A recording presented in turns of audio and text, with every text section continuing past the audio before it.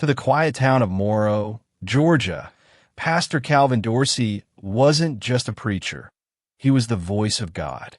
Towering at 6'3", with a booming baritone voice and silver-streaked hair always slicked back, Calvin ruled the pulpit like a Southern king. At New Grace Baptist Church, his sermons weren't gentle nudges toward redemption. They were fire and brimstone declarations of war against sin.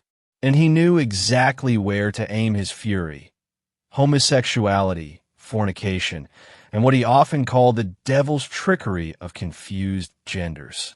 Every Sunday, he'd grip his leather-bound Bible in one hand and raise the other to heaven, shouting things like, "God made Adam and Eve, not Adam and Steve, not Madison and Marisol, with a secret." The congregation always roared with amen. To outsiders, his words might have sounded cruel, backward even. But in that white-steepled church tucked between pine trees and Dollar Generals, he was a hero. And when he married a reformed adult film actress named Marisol, it only cemented his legend. He met her 16 years ago, not in church, but in sin. Calvin was preaching at a revival in Miami, his voice thundering through a rented convention hall. Marisol had been dragged there by a friend, hungover, half-interested, still wearing makeup from the night before. He spotted her immediately: the tight red dress, the tattoos on her collarbone, the exhausted emptiness in her eyes. She didn't cry during his sermon, not even once. But she came up to him afterward and asked quietly, "Do you think someone like me could be saved?" He didn't answer. He just took her hand and prayed. 3 months later, they were married. To the faithful, their union was a divine victory, a pastor saving a soul, turning lust into love. Marisol changed her wardrobe, her voice, her name. The tattoos disappeared. Her past was scrubbed clean like sin in a baptism pool. She became First Lady Marisol Dorsey, a symbol of salvation in the flesh. Soft-spoken, graceful, always dressed in modest skirts and pearl earrings. She ran Bible study for young girls and gave tearful testimonies about who she used to be. No one asked too many questions. That's how it worked. But behind the parsonage doors, behind the painted smiles and polite handshakes, something darker was simmering. They never had children. They never shared a bedroom. They never consummated the marriage. Calvin told the church he and Marisol were waiting on God's perfect time. He preached about spiritual intimacy being more important than the flesh. And most people accepted that. Why wouldn't they? He was the pastor. But few folks noticed things, like how Calvin sometimes lingered too long when counseling young male congregants behind closed doors, or how he once preached an entire sermon with his fly open and sweat running down his temples when the choir boy sang too sweetly. There were rumors, quiet, sharp, like thorns under the skin, but no one dared speak them out loud, because to challenge Pastor Dorsey was to challenge God himself. Marisol never complained. She was always perfect, smiling, supportive, silent. She stood by his side during prayer circles. She held his hand during hospital visits. But when Calvin was asked why she never seemed to age, why she never wore tight clothes even at home, or why she'd excuse herself from women's retreats with health issues, he'd just chuckle and say, "My wife's got her own journey with the Lord." What no one knew, not even Calvin, was just how far that journey really went. Because Marisol didn't just have a past in adult entertainment. She had a past life, a different name, a different body. She'd never fully transitioned. She hid it with medical tape, with silence, with faith. She believed that if she prayed enough, lived holy enough, denied herself enough, God would make her whole. For 15 years, the lie lived quietly inside the walls of the parsonage, until one night when Marisol collapsed in the kitchen, and the truth, her truth, would finally come out, not in confession, but on an operating table. They were the town's golden couple, but they hadn't touched each other in 15 years. Not intimately, not passionately, not even by accident in the dark hallway of their modest parsonage. Pastor Calvin Dorsey and First Lady Marisol looked like a match made in heaven, and in some ways they were. Holy, untouchable, strange. It started on their wedding night. They checked into a small Christian bed and breakfast just outside of Atlanta. The hostess left them a basket of chocolate-covered strawberries and a handwritten Bible verse on a nightstand. Marisol stepped into the bathroom to freshen up. Calvin sat on the edge of the bed, reading Psalms, trying to calm the anxiety crawling up his spine. Something felt wrong. Not sinful, just off. When Marisol came out, wrapped in a hotel robe, she smiled and whispered, "Let's pray first." They did, and then she fell asleep on the couch. He never asked why. In the early months of their marriage, Calvin made excuses. She's healing from trauma. She's afraid to be touched by a man after what she's been through.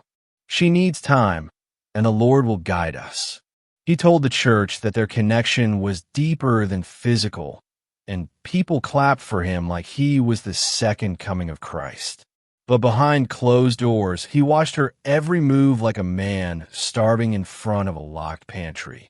She was beautiful, no doubt, but there was a barrier around her body, a careful choreography of modesty, like her skin would burn if he got too close.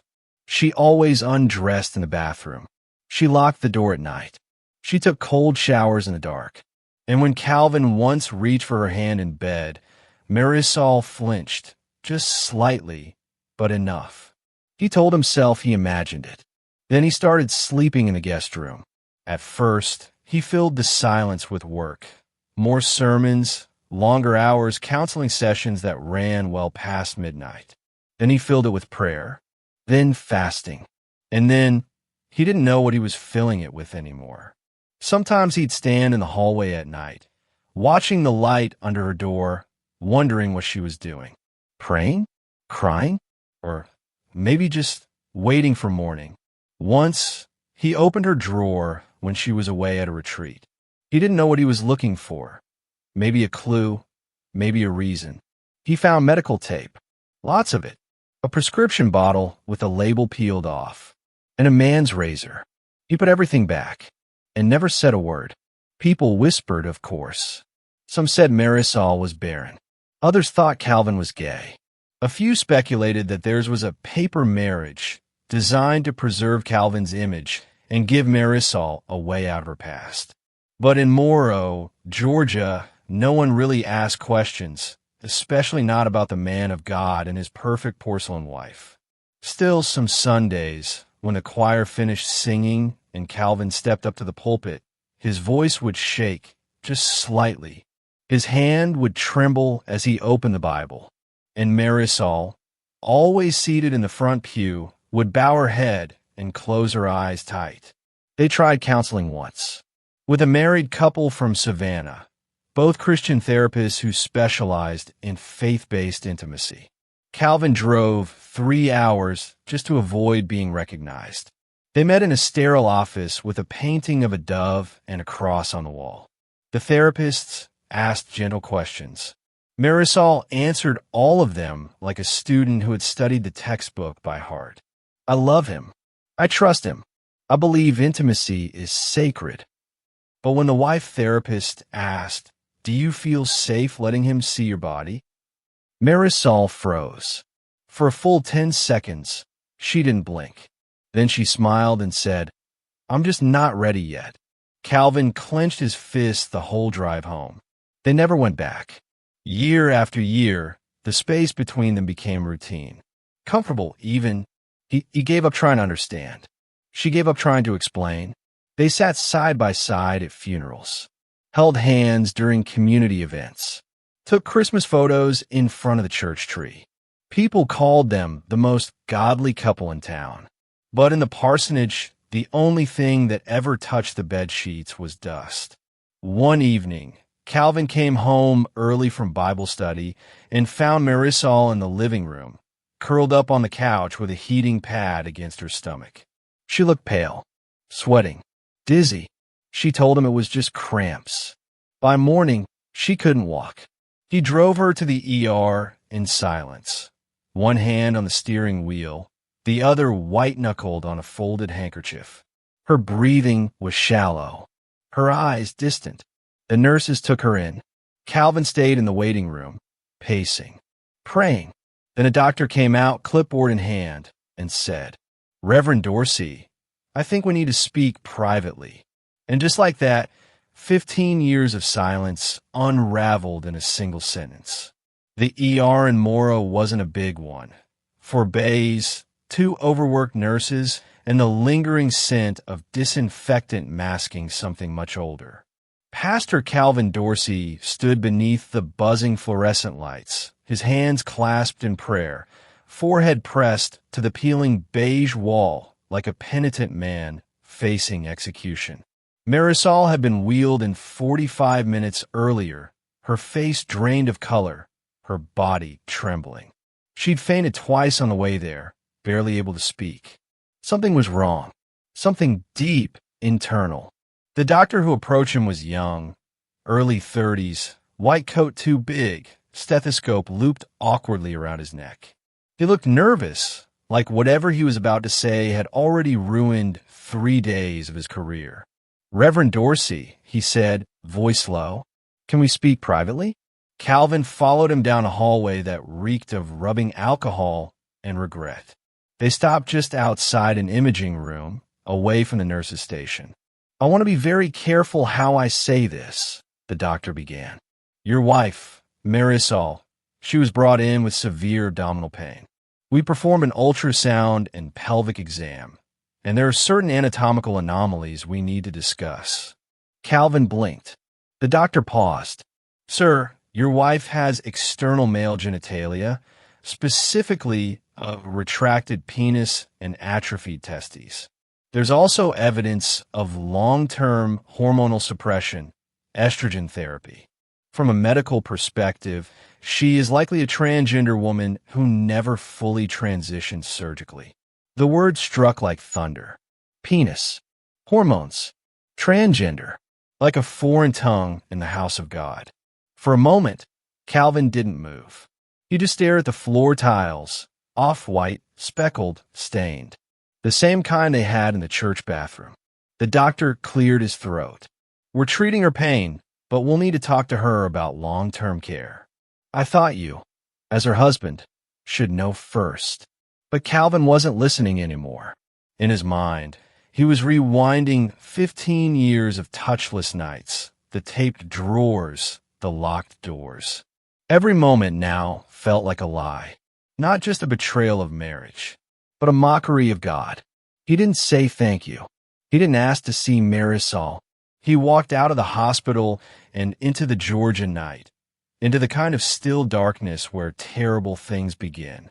He drove home in silence, both hands gripping the steering wheel like it was trying to escape.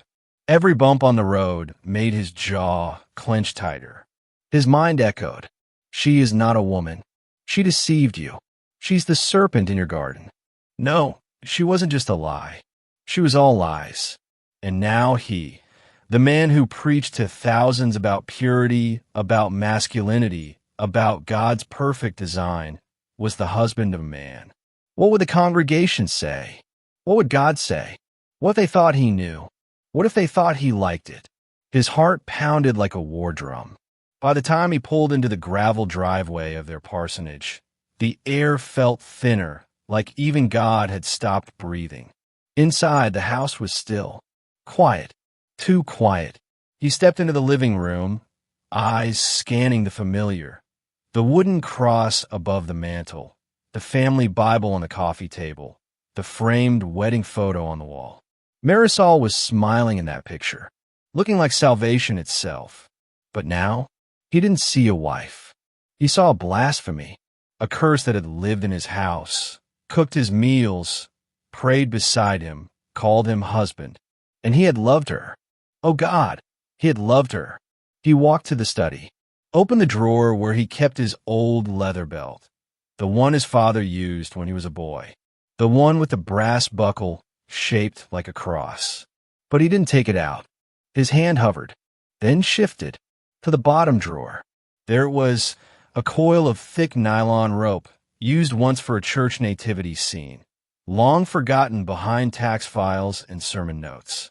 He pulled it out slowly. His eyes didn't blink. Marisol came home around midnight. She looked like a ghost, pale, frail, but composed. She'd taken a cab from the hospital, still too weak to drive. When she opened the front door, she saw Calvin standing at the end of the hallway. No words, just silence, and something in his hands. She knew then, somehow, she knew that he knew. "Calvin," she said softly, "I can explain." But he stepped forward. "You lied." His voice was low, shaking. "For 15 years, you lied to me. You lied to God." "I didn't lie. I tried to be who you needed. You're a man." That shout cracked through the walls like lightning. Marisol's shoulders collapsed inward. "No, I'm not. Not anymore. Not for a long time. But you were," he growled. "And you let me stand before my church, before my God. You let me be the husband of a freak." "I loved you," she whispered. And for a second, just a second, his eyes watered. But then he tightened the rope in his hands. "This is God's punishment," he said. "Not mine." She backed into the wall, her hand reaching for something. Anything, but there was nothing nearby. He moved fast. In one swift motion, Calvin pinned her to the floor, knees pressing her arms down. She screamed, short, sharp, desperate, but the house swallowed it whole. He looped the rope once around her neck. Twice. Pulled. She thrashed, heels beating against hardwood, fingers clawing at his wrists, mouth open in silent gasps. But Calvin didn't stop. He kept praying as her body went limp. "Forgive her, Father." She didn't know what she was. When the sun rose, the parsonage windows glowed gold. Birds sang.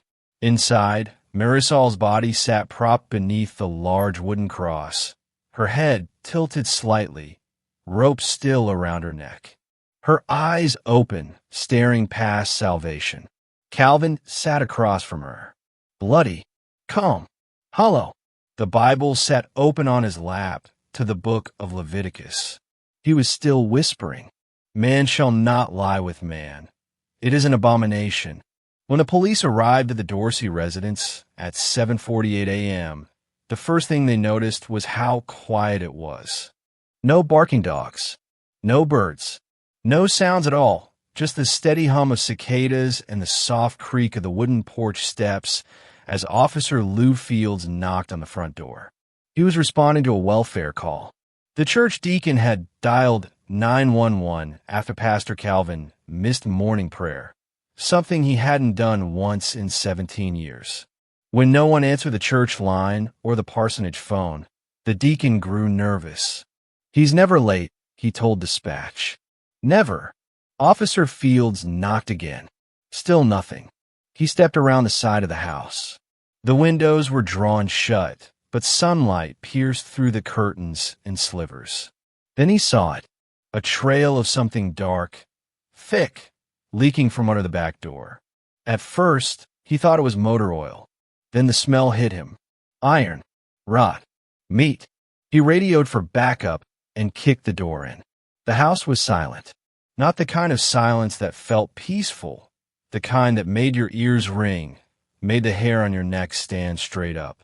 In the living room, he found Calvin Dorsey, kneeling, hands clasped in prayer, head bowed, eyes closed, and sitting just across from him, tied to the base of a large wooden cross, was Marisol, or what was left of her. Her face was pale, almost blue, her lips swollen, eyes frozen open in a final plea.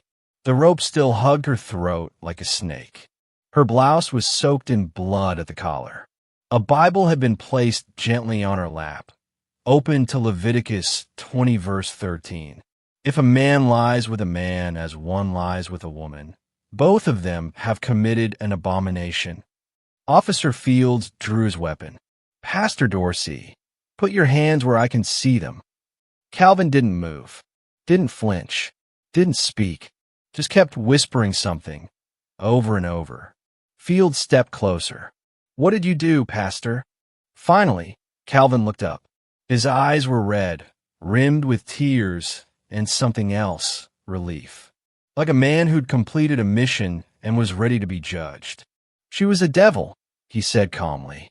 "She wore a dress, but she had the serpent's tail." Calvin was arrested without resistance. As they handcuffed him on the front porch, he turned to the deputy and smiled. "I save her soul, and mine too." The news broke within the hour. Pastor of New Grace Baptist arrested in wife's murder. Faith leader kills transgender wife after medical discovery. Moro Church rocked by hate crime, hidden identity. Within 24 hours, the nation was watching. Within 48, they were marching. In jail, Calvin remained eerily serene. He refused a lawyer at first, insisted on reading his own statement aloud. He requested a King James Bible and a photo of the cross from his living room to be hung in his cell. When investigators asked if he regretted what he did, he replied, "I regret not knowing sooner." He went on, "Had I known the truth, that I was living with a man, sleeping beside man, I would have done what the Lord commands much earlier." You think this was murder, but it was deliverance. Meanwhile, the town of Moro fell into chaos. The church locked its doors. Protesters from both sides flooded the street. LGBTQ plus activists stood shoulder to shoulder with grieving members of the congregation. Some mourned Marisol as a victim of hate. Others whispered that Calvin had only done what he had to do. And then there were those who stood frozen in the middle, too stunned to choose a side. To them, Marisol had been an angel, a quiet light, a mentor to girls, a symbol of transformation. How could someone like her die at the hands of someone who claimed to love her? And how could that man believe, truly believe, that God wanted this? The autopsy confirmed the doctor's suspicions. Marisol was born male, began hormone therapy at 18, and had lived as a woman for over 2 decades. She never completed surgical reassignment, likely due to financial or psychological reasons. She had been binding herself with medical tape for over 15 years. Doctors also discovered bruises on her ribs and arms consistent with a violent struggle. And then came the worst part. She had a note folded in her purse. Never sent, never shown, addressed to C. It read, "I want to tell you. I really do. Every day I wake up thinking, maybe today's the day I earn the right to be honest. But I know if I tell you, I lose you. And losing you feels like dying. I'm sorry I'm a coward. I'm sorry I can't trust love to be big enough." When that letter was read aloud during the pretrial hearing, the courtroom fell silent. Even the judge sat still for a full 30 seconds before continuing. Calvin didn't flinch. He simply whispered. God already knew. The public was torn. Some call him a monster. Others, a martyr. Some radio hosts accused the media of attacking religious freedom. Others said Calvin was the poster child for weaponized faith. But the truth was simpler than all that. A man who couldn't accept what was real killed the one person who loved him the most because of what he saw between her legs. On the Sunday following the murder, the doors of New Grace Baptist Church remained chained shut for the first time since 1953. No choirs, no scripture, no shouting voice of Calvin Dorsey filling the vaulted rafters. Instead, there were candles. Dozens of them, lined along the front steps like a quiet rebellion. Some were for Marisol, flowers laid beneath her framed photo, which someone had printed in color and taped to the church gate. Others were for Calvin, makeshift signs that read, "Forgive him, Lord, and still our pastor." But most of all, there was confusion. How could the man they trusted with their marriages, their children, their salvation, become the face of a hate-fueled killing? Sister Thelma, who had been the church's pianist for 30 years, sat alone in her car across the street. She didn't go near the candles, didn't say a word to the news vans, just stare at the church window where Marisol used to wave before every Sunday service. She clutched her Bible and said quietly to no one, "She made me feel like I was worth something again. I don't care what she was born as. That girl had God in her." The media descended on Morrow like vultures. CNN vans parked beside barbecue diners. Protesters camped out on the church lawn. Local pastors scrambled to issue statements, some condemning Calvin, others dodging the issue altogether. Then came the national commentators. Tucker said it was a mental illness problem. Joy said it was toxic faith in action. One viral tweet read, "Marisol Dorsey was a woman. She was murdered because a man believed God hated who she was." Inside the Clayton County Jail, Calvin sat calmly in a jumpsuit the same beige color as the walls. He refused interviews. He declined legal counsel from outside groups. He allowed only one visitor, Reverend Enoch Moore, a longtime friend and neighboring pastor. When Enoch sat down across the thick glass divider, Calvin simply said, "She was a test. I failed it the only way I knew how." Enoch didn't speak for a long time. Finally, he whispered, "You didn't fail a test, brother. You committed a sin." For the first time, Calvin looked shaken. "She lied to me. And what if she had?" Enoch said, "You're a man of God, not a judge, not an executioner." Calvin stood. "I did what Adam should have done in Eden. I crushed the serpent." And with that, he walked out of the visitation room, never looking back. The community began to fracture. On one side were the traditionalists, many of whom refused to use the name Marisol anymore.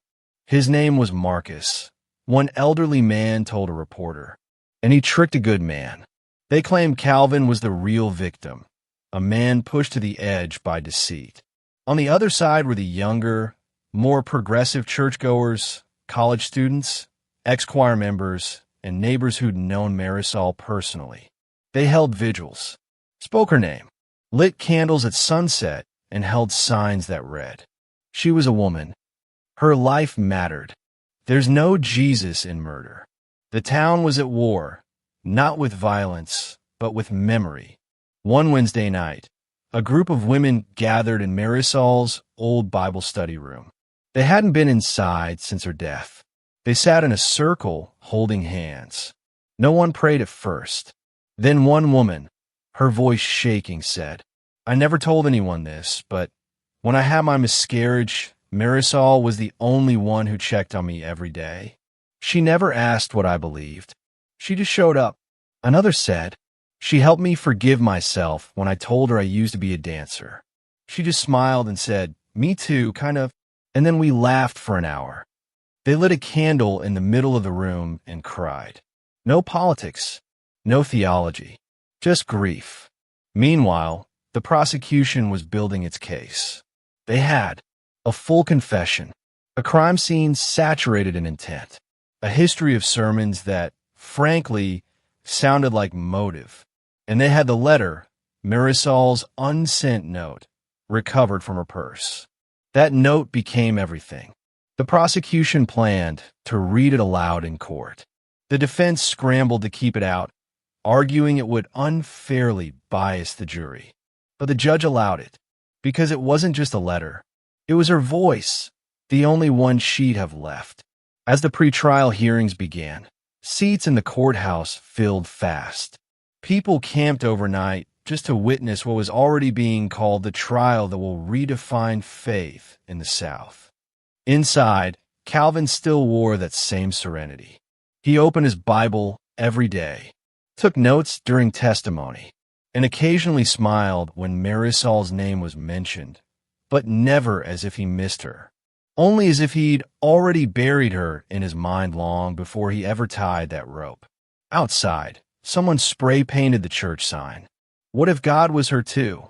It stayed there for 2 weeks before anyone painted over it. And in that time, something in the town began to shift. On the morning of the trial, The courthouse steps were flooded, not with rain, but with people. Hundreds, some in Sunday best, clutching pocket Bibles and hand-lettered signs that read, "God forgives Calvin," or "She lied," he snapped.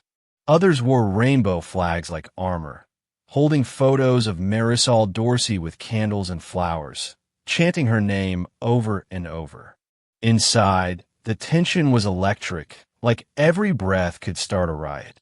Calvin Dorsey entered in shackles, calm, his eyes cast upward like he was entering a sanctuary. Dressed in a gray suit provided by his defense team, he still wore his wedding ring. He asked to carry a Bible into court. The judge allowed it, but warned that faith will not be used as a shield for murder. The trial of State of Georgia versus Reverend Calvin Dorsey had begun. The prosecution didn't mince words. This was not a moment of panic. This was a calculated, faith-fueled execution, the assistant district attorney said. Pastor Dorsey did not kill because he was tricked. He killed because he could not stand to see himself as anything less than righteous. And when the mirror cracked, he killed the one holding it. The defense, led by a firm known for defending police officers and controversial public figures, took a different route. My client suffered from extreme psychological trauma. He was the victim of a long-term deception. For 15 years, he lived a lie, one that violated everything he believed. His reaction wasn't planned. It was the collapse of a man's entire identity. They introduced the term faith-induced dissociation. The press ate it up. The first to testify was Dr. Karen Bayless, the ER physician who discovered Marisol's anatomy. She recounted the moment she informed Calvin about the medical findings. She described his blank stare, his ghost-white face, his silence. It was like he shut down, she said. I wasn't speaking to a man anymore. I was speaking to something cracked wide open. Next came Sister Thelma, the pianist who broke down on the stand. She was good. I don't care what anyone says about her body. That girl brought more peace into my life than 10 sermons ever could. But the defense fired back. Did she ever tell you she was transgender? No. So you were deceived too? I was loved, Thelma snapped. That's not deception. That's grace. Then came the letter. The unsent note Marisol had written, found folded in her purse, still creased, still warm with her fingerprints. The prosecution had the court read it aloud. Every word, every breath, every hesitation.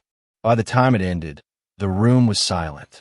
The jurors stared ahead, some visibly shaken. One wiped away a tear. Calvin showed no reaction, just sat, hands folded in prayer. The judge ordered a 10-minute recess. Outside, crowds had gone quiet. On day 5 of the trial, the prosecution introduced a chilling piece of evidence. Calvin's past sermons, recordings from New Grace Baptist. One in particular, dated just 6 months before the murder, included the line, "If a man walks into my house wearing a dress and calls himself my wife, I'll show him what God showed Sodom and Gomorrah." The room gasped. The defense objected, said it was rhetorical preaching, not intent. But it was too late. The jury had heard the words, and they couldn't unhear them. In a bold move, the defense put Calvin himself on the stand. It was a gamble, and they knew it. Calvin sat tall, voice slow, calm, unwavering. "I didn't kill her out of hate," he said. "I killed her because I was drowning. I felt like I was in the mouth of hell, and I reached for the only thing I had left, God." "Do you regret it?" the defense asked. "I regret the deception. I regret the pain. But I believe, truly, that the devil walked into my life wearing silk and perfume. And I believe I was chosen to cast him out." "Her," the prosecutor corrected. "You mean her, not him." Calvin didn't answer. That silence spoke louder than any sermon he had ever preached. The prosecution painted Calvin as a coward, a man who hid behind a pulpit and used religion as a weapon, who chose murder over accountability, who killed because he couldn't bear the mirror Marisol held up to him. The defense call him broken, human, betrayed, a man lost in the fog of faith and fear. The jury was left with one question. Was this murder, or was this madness? By then, the case had sparked national debate. Fox News framed it as a tragedy of radical gender ideology. MSNBC framed it as a case study in religious extremism. TikTok flooded with breakdowns, explainer threads, and dueling hashtags. Hashtag Justice for Marisol versus hashtag Pray for Calvin. Pastors across the country rewrote their sermons that week. Some to defend him, others to condemn, and a few, the bravest ones, to admit that maybe they had been complicit in a kind of spiritual violence all along. The jury deliberated for 8 hours. They asked to rewatch the ER footage, asked to hear Marisol's letter again, asked to see the rope, blood-stained, frayed, wrapped in evidence plastic. At 9:17 p.m., they returned with a verdict. When the jury re-entered the courtroom, the air felt like it had been vacuum sealed.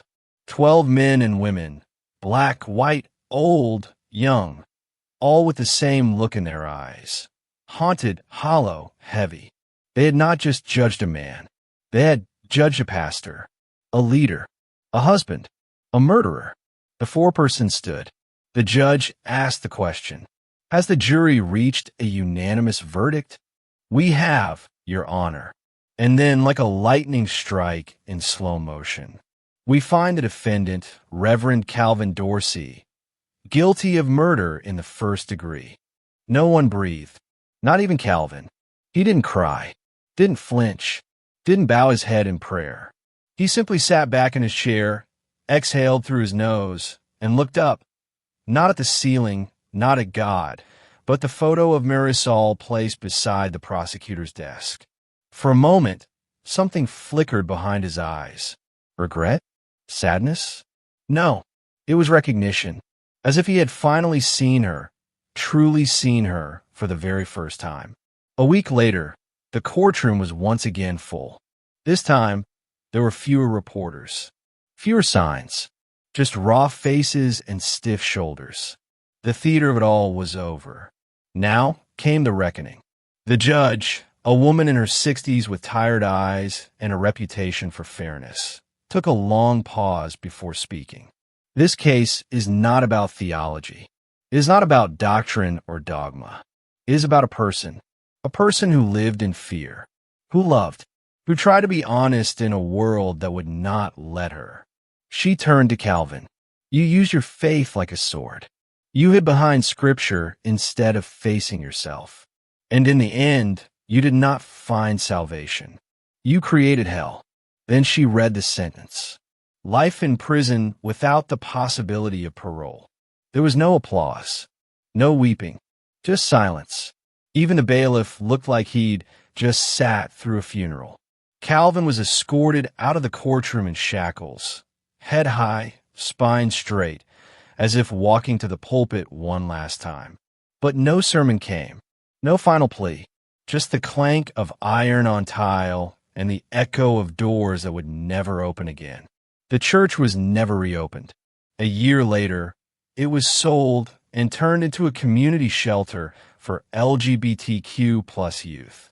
They kept the cross above the altar, but painted new words across it in gold. Love wins. Fear kills. Marisol's Bible group renamed themselves the Daughters of Grace. They meet every Thursday in the library basement, surrounded by photos of her, in pearls and laughter in her truth. At the first meeting, someone lit a candle and whispered. She told me once that being seen felt like resurrection. Calvin now resides in Smith State Prison, inmate number 587201. He has requested a single cell and spends most of his time in silence. Guards say he still preaches to himself, still quotes Scripture, but no one listens anymore. The letters stopped coming after 6 months. Even the most loyal congregants eventually moved on. In one rare interview granted to a documentary filmmaker, Calvin was asked if he believed he had done God's will. He smiled and said, "I believed it then. Now, I don't know. Maybe God left the room before I picked up the rope." Outside the prison walls, the world kept turning. But in Morrow, Georgia, there is a name that still lingers like a hymn at sunset. Marisol. She wasn't a sermon. She was a life that could have been saved. If only the man who claimed to love her had chosen love over control, truth over fear, and grace over vengeance. Marisol was buried under her chosen name. That small act, 6 letters etched in soft granite, became a spark. At the funeral, the air was heavy with contradiction. Outside the gates, protesters chanted Bible verses and called her an abomination. Inside, friends wept while holding hands, singing hymns not for the dead, but for the silenced. She was laid to rest in a pale blue dress. Pearl earrings, her favorite Bible, the same one she carried through 15 years of lies, prayers, and second chances, clutched in her hands. Only 37 people attended the service, but 1,000 would come to know her name. The parsonage sat empty for months. Grass grew wild. The porch creaked like it missed her footsteps.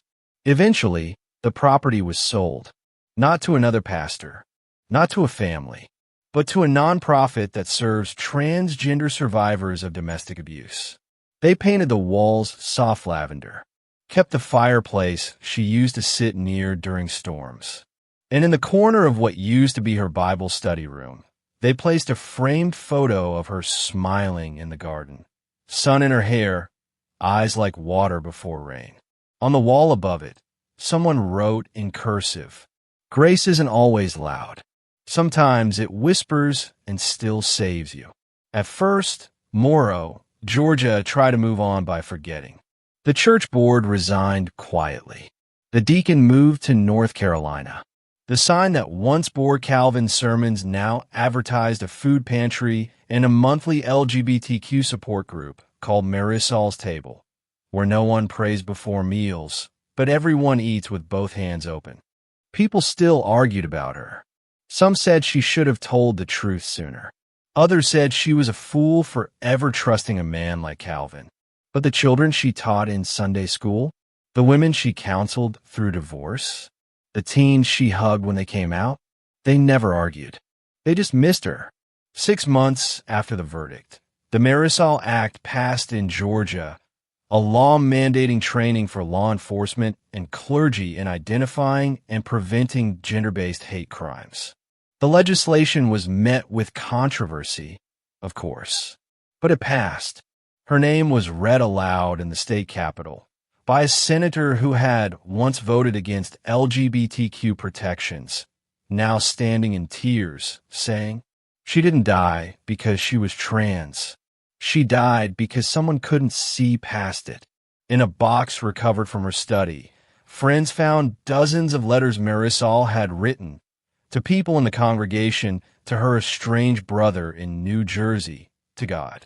Most of them were never mailed, but all of them ended the same way. "I hope they remember me as kind." And that, above all, is what remains. Not her biology, not the rope, not the trial, but the memory of a woman who served tea with a shaky hand, who prayed even when no one watched, who held others' secrets better than she ever held her own. In prison, he remains quiet. His followers have dwindled. His letters grow sparse. Once a man who built an empire of judgment, now reduced to sermons whispered in echo. He keeps a photo of his wedding day tucked inside his Bible, the corners fraying, the ink fading. Some say he still calls her my wife. Others say he no longer speaks at all. But every year on the anniversary of her death, the prison chaplain leaves a candle on his tray, and Calvin never touches it.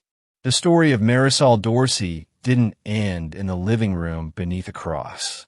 It lives on in whispered names, in changed laws, in shelter walls painted lavender. It lives in every trans woman who walks in a church and is not turned away, In every Southern town that learns love is not confined to what was written, but to what is lived. And it lives in the question her life left behind. What would happen if we chose love before fear? Marisol Dorsey was not a symbol. She was a woman. And now, she is a legacy